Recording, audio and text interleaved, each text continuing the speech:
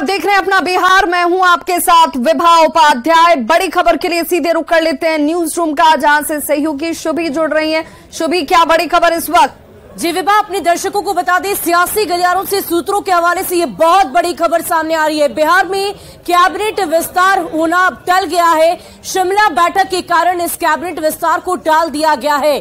शिमला बैठक के बाद ही ये कैबिनेट का विस्तार किया जाएगा। 10 से 12 जुलाई के बीच में शिमला में बैठक होनी है।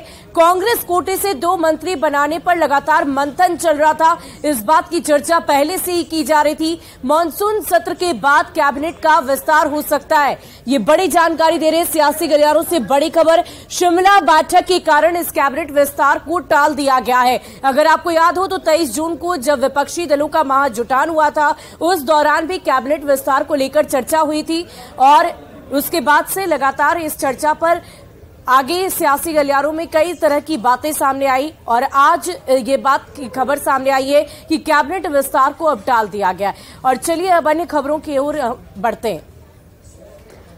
शुक्रिया शुभी। तो इस वक्त की बड़ी खबर ये कि कैबिनेट विस्तार जो होने वाला था वो अब टल चुका है और अब ये शिमला बैठक के बाद होगा। संवाददाता रवि एस नारायण हमारे साथ इस वक्त जुड़ गए हैं ज्यादा जानकारी के साथ। रवि, आखिर इस बदलाव की या यूं कहें कि इस टलने के पीछे की बड़ी वजह?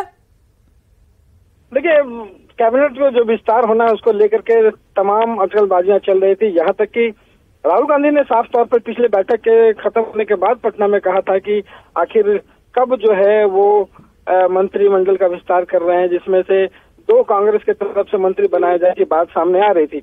लेकिन अब जो सूत्रों से पुख्ता जानकारी निकल करके आई है उसके मुताबिक शिमला बैठक जो होनी है 10 से 12 तारीख तक, फिलहाल जो तारीख तय है, उसके बाद जो है वो बैठक कैबिनेट विस्तार जो है वो हो पाएगा। और ठीक उसी समय 10 तारीख से 14 तारीख तक बिहार में मानसून सत्र की घोषणा हो चुकी है। 10 तारीख से लेकर 14 तारीख तक मानसून सत्र होना है। इसी बीच में शिमला बैठक होनी है।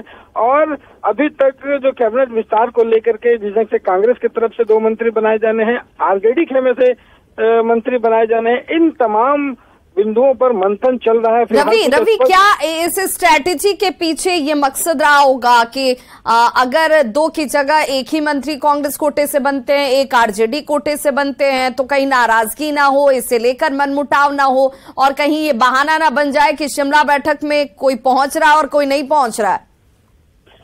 देखिए, कैबिनेट विस्तार को लेकर के मुख्यमंत्री ने साफ तौर पर कहा था कि कितने जो कैबिनेट में मंत्री बनाए हैं वो आप बता दीजिए, जिसमें से अखिलेश सिंह ने कहा था कि 2 मंत्री जो हैं वो कांग्रेस की तरफ से बनाए जाने चाहिए।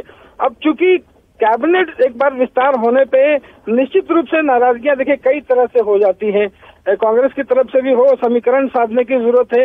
आरजेडी कोटे से कई लोग जो हैं वो मंत्री बनने के लिए तैयार हैं। पिछले बार कैबिनेट विस्तार में उन्हें भी जब सरकार बन रही थी तो उन्हें लग रहा था कि मंत्रिमंडल मिलेगा, लेकिन नहीं मिला। तो वैसे चीजों में फूक फूक कर कदम रखा जा रहा है कि ये कम से कम जो बड़ी बैठक है शिमला की वो पूरी तरह से हो जाए, उसमें सब कुछ साफ साफ हो जाए, उसके बाद कैबिनेट का विस्तार हो, ताकि कहीं से भी कोई अंदर से कोई गड़बड़ियां जो है, आपस में नाराजगी जो है वो ना हो। जी बिल्कुल, बहुत बहुत शुक्रिया रवि एस नारायण तमाम जानकारी के लिए। तो अब सीधे तौर पर बड़ी खबर कि बिहार में होने वाला कैबिनेट विस्तार टल गया है। जो सूत्र हमारी जानकारी दे रहे हैं, शिमला बैठक के बाद ये बैठक विस्तार जो है कैबिनेट का वो हो सकता है। बड़ी खबर इस वक्त भागलपुर से